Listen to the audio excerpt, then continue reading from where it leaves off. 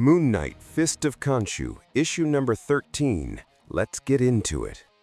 The story opens with a flash of fire and regret. Once a mercenary and now a servant of the moon god Khonshu, Mark Spector, Moon Knight, continues his mission to help those haunted by the sins of their past. This time, his plea for redemption comes from an unlikely source, the Wrecker, a brutal supervillain tormented by the ghosts of those he slaughtered. As Moon Knight and his ally Lila El Faule, the Scarlet Scarab, investigate, the line between haunting and vengeance begins to blur.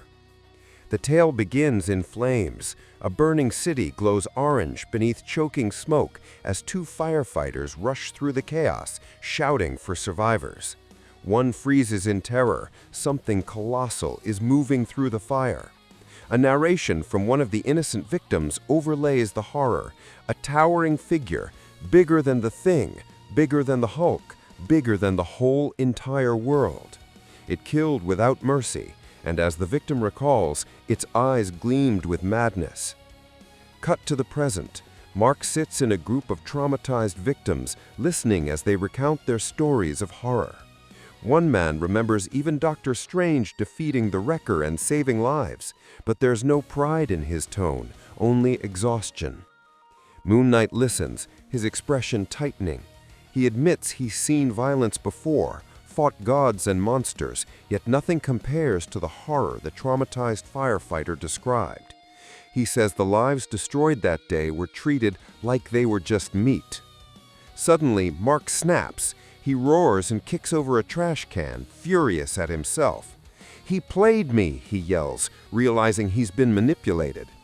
Lila answers with dry sarcasm, telling him she's always admired his even keel. Their argument turns personal. She reminds him of their mercenary past, the Karnak cowboys, when they made their living by taking lives.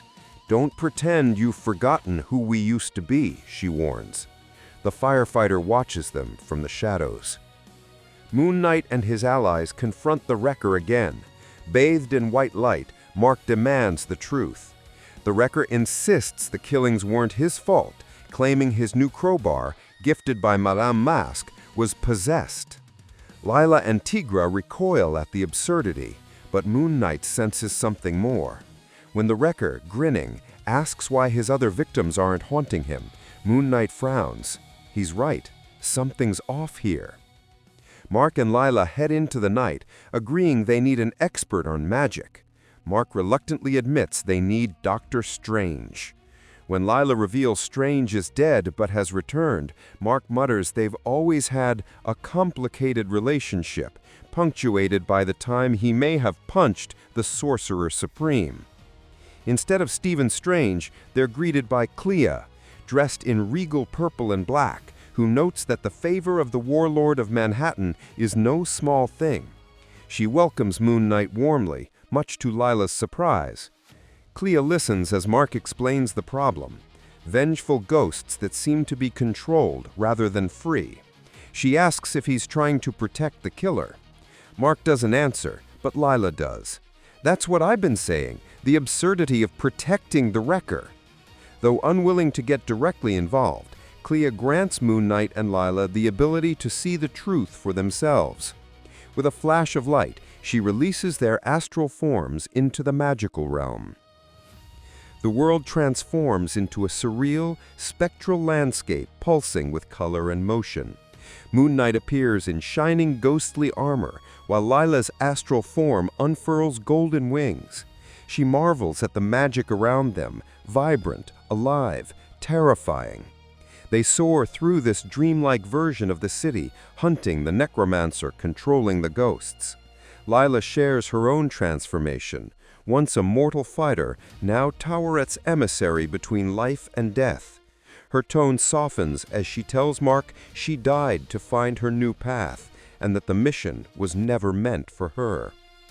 Their spectral search leads to a rotting house, surrounded by whispering trees and faces in the mist. "I think we found the place," Mark says. Inside, the air crackles with dark power. In the real world, the pair enter the same house, filled with skulls, occult tools, and candles. A shadowed figure addresses them coldly. "You types never like it when one of us little people takes justice into their own hands." Mark confronts the masked necromancer. The figure holding a skull mask speaks with bitter familiarity. Mark recognizes the cadence of his voice. As the man lifts the mask, the pieces fall into place. Someone who had to learn magic, decode the grimoires, and teach himself to command the dead. The realization cuts through the dark as the necromancer says, "Years of my life, Moon Knight." The man reveals himself, long black hair, a black t-shirt marked FDNY. He's a former firefighter, the same one from the victim's meeting earlier. His life was shattered that night when the Wrecker's rampage claimed his comrades.